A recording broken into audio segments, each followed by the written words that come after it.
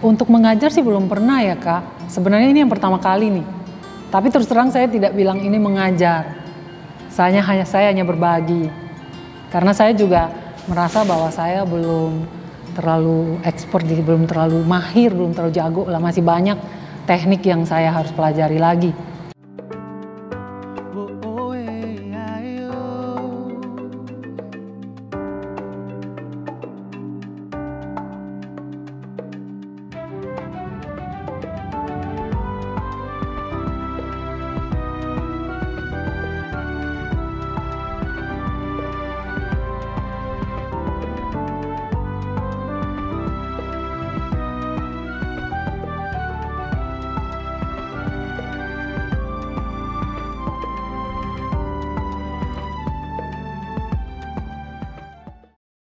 Saya Valentin Mahret. Saya berasal dari NTT. Saya sudah berkeluarga. Anak saya ada 3 dan kegiatan saya sehari-hari ya ibu rumah tangga biasa. Saya juga seorang oma karena saya sudah punya cucu.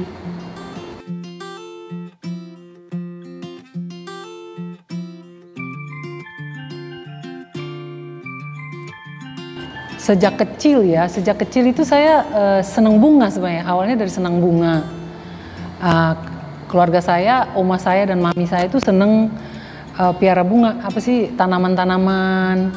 Mereka di halaman saya itu banyak bunga.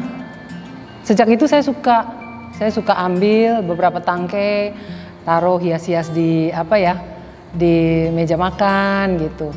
Awalnya sebenarnya dari itu. Kak, kalau terinspirasi dari siapa sih sebenarnya enggak. Saya lebih ke rasa penasaran gitu Kak. Karena saya melihat orang misalnya menikah gitu kan, suka dihias-hias kamarnya, terus mobilnya dihias, itu saya langsung tertarik gitu. Ke belakang kemudian saya jadi belajar untuk ngerangkai. Lalu akhirnya waktu itu saya masih pakai artificial flower ya, belum yang fresh flower kayak gini. Lalu beberapa saudara saya waktu menikah, mereka mempercayakan saya untuk menghias kamarnya, menghias mobilnya gitu. Makin kesini ada juga saudara-saudara, ada juga waktu menikah mereka minta saya untuk dekor di gereja gitu. Tapi saya masih pakai artificial flower.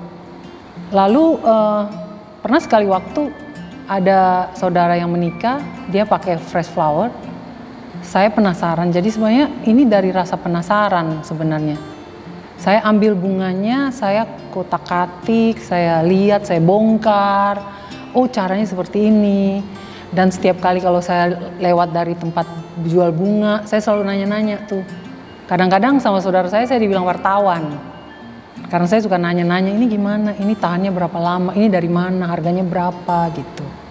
Lalu ditambah lagi dengan rasa agak sedikit kesel karena kok mahal banget sih gitu rangkaian-rangkaian bunga ini. Saya bercoba untuk belajar sendiri. Kalau terinspirasi sih kayaknya nggak ada sih dari bunga itu sendiri. Sebenarnya saya suka banget bunga. Jadi kalau lihat bunga tuh rasanya sayang gitu kalau tiba-tiba dia layu atau dari rasa itu sebenarnya.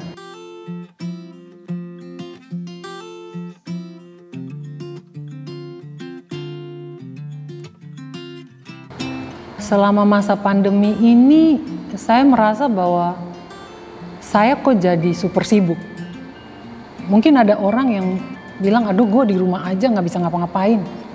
Tapi saya jadi super sibuk gitu loh Kak. Karena kebetulan ada anak saya, dia resign dari pekerjaannya di hotel, dia pulang ke rumah, lalu kita mulai melanjutkan lagi usaha, dia punya usaha jual kue. Nah, saya ceritanya bantu-bantu. Awalnya sebenarnya bantu-bantu. Brandnya dia itu lebih fokus ke dessert dan kue ulang tahun. Tetapi dari hari ke hari makin banyak nih yang minta. Anak-anak saya bilang, mama kan bisa bikin roti. Kenapa mama nggak jualan roti? Mama bisa bikin donat, kenapa mama nggak jualan donat gitu. Kita bikin dong biar nggak itu-itu aja yang kita jual gitu. Kata anak saya, semua idenya sebenarnya dari dia. Lalu dari ke belakang waktu ke waktu makin keluar nih yang lain. Kebutuhan terhadap masker juga waktu itu belum banyak ya tersedia masker di pasar. Jadi akhirnya pernah sekali waktu kita pakai masker seragam karena ada acara. Dia posting di medsos, lalu teman-teman pada bilang, Non lu bikin masker di mana tuh, cantik banget, gue mau dong. Akhirnya dari situ kita tercetus ide untuk bikin lagi masker. Jadi dari menjual bikin kue sambil masker, jadi akhirnya saya jadi super sibuk. Bangun jam 5 pagi, kadang jam 4 pagi saya harus bikin roti, dan saya baru masuk kamar jam 10-11 malam dan lanjut harus bikin masker lagi, Kak. Dari masker itu, dari tadinya cuma masker tenunan, datang ke masker yang pakai brokat, datang ke masker yang sulaman gitu, Kak. Bahkan ada yang memesan untuk souvenir pernikahan, ratusan biji saya harus buat, kita bikin. Jadi kita berdua, saya bekerja dengan anak saya. Pada saat saya dapat proyek itu, kita punya 2 brand. Satu brand yang memang untuk anak saya dan satu brand saya yang macam-macam di situ kita jual. Sebenarnya bukan uang lah ya utama gitu, tapi sebenarnya ada rasa gitu. Nah kebetulan saya bisa jahit, jadi ada sesuatu yang kalau saya buat sesuatu lalu orang bilang Vel, kok bagus banget itu rasa yang kita nggak bisa bayar dengan uang. Mungkin itu passionnya saya di situ. Saya mengerjakan sesuatu yang sesuai dengan passion saya gitu. Kebetulan saya bisa jahit. Ya kalau saya jahit baju terus orang bilang, ih baju lu keren banget gitu. Itu rasanya seneng banget gitu, Kak. Makin hari selain kita harus menjual kue dan lain-lain, saya juga harus bikin masker. Kita juga sedang merintis untuk membuat pakaian anak-anak kecil. Anak-anak kecil dari umur 1 sampai 5 tahun. Untuk sekarang ini, itu kegiatan saya selama pandemi ini, Kak. Jadi justru saya jadi super sibuk gitu, Kak.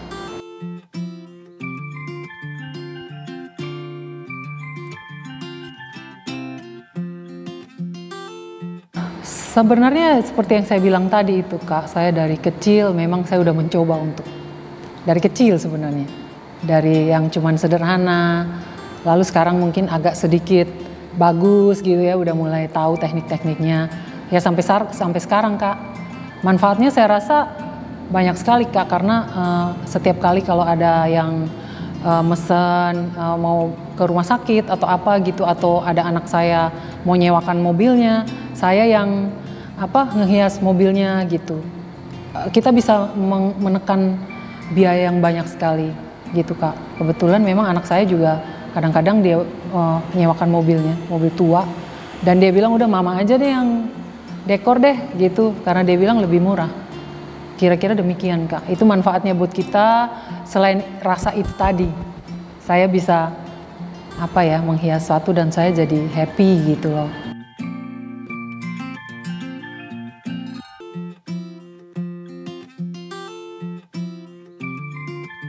Untuk mengajar sih belum pernah ya, Kak. Sebenarnya ini yang pertama kali nih. Tapi terus terang saya tidak bilang ini mengajar. Saya hanya berbagi. Karena saya juga merasa bahwa saya belum terlalu expert, jadi belum terlalu mahir, belum terlalu jago lah, masih banyak teknik yang saya harus pelajari lagi.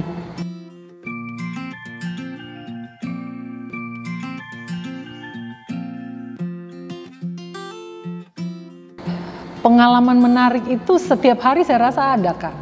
Gitu ya, ada juga yang lucu-lucu, bahkan ada juga yang mungkin contohnya mungkin kayak saya pernah ribut juga sama anak saya karena beda visi, beda tujuan gitu ya.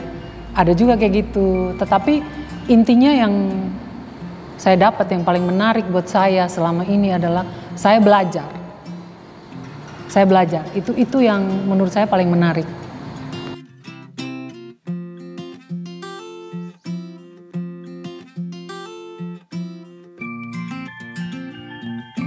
Pesan-pesan saya nih sebenarnya saya banyak dapat pesan, dapat nasihat dari orang tua saya. Dan itu yang jadi pegangan pedoman saya sebenarnya.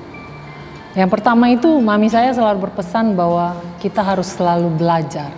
Jangan berhenti belajar. Dan jangan berhenti mencoba. Kalau kali ini lu coba nggak bisa, besok lu coba lagi. Gitu. Intinya jangan putus asa. Lalu kebetulan saya pemain tenis, papi saya juga ada coachnya saya. Zaman dulu saya itu pemain yang ya kalau bilang bertanding lah Kak. Papi saya pesan gini, selama belum ada kata game, berarti kamu masih harus berjuang. Minimal kamu bisa mengalahkan orang itu. Mungkin kamu bisa mengalahkan atau minimal kamu memperkecil kekalahan. Itu yang dipesan oleh papi saya.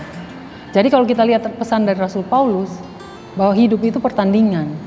Jadi ketika kita bertanding, kita masih harus berjuang gitu. Dan ada lagi satu pesan dari salah seorang mantan presiden India. Dia bilang apa? Tuhan hanya memberkati orang-orang yang mau kerja keras. Itu hukumnya mutlak. Dia bilang gitu. Jadi saya percaya hal itu Kak. Kalau kita nggak bisa duduk-duduk dan kita menghasilkan sesuatu, nggak bisa. Nah kalau menyangkut masa pandemi sekarang, ada satu kutipan dari satu film drakor. Saya ini korban drakor. Dia bilang apa? Jangan menanti badai itu berlalu, tapi bagaimana kita menari di antara badai. Nah mungkin yang saya buat selama pandemi itu adalah saya menari di antara badai. Saya percaya bahwa perempuan-perempuan itu adalah pejuang. Kalau kita menyangkut dengan COVID ini, perempuan-perempuan itu yang paling berdampak dengan masalah COVID sekarang ini ya. Dengan pandemi COVID ini tuh perempuan itu yang paling merasakan. Dan saya merasakan benar bagaimana perempuan-perempuan itu berjuang untuk membela keluarganya ya, yang mungkin suaminya tidak punya pekerjaan lagi, di PHK gitu. Jadi intinya kita tuh adalah pejuang, perempuan-perempuan itu pejuang. Jadi kita tidak boleh menyerah. Don't give up. Belajar terus, coba terus. Ya, karena saya percaya bahwa sekali waktu apa yang kita pelajari itu akan berguna. Gitu. Jadi ibu-ibu, perempuan-perempuan itu harus jadi pejuang untuk orang lain.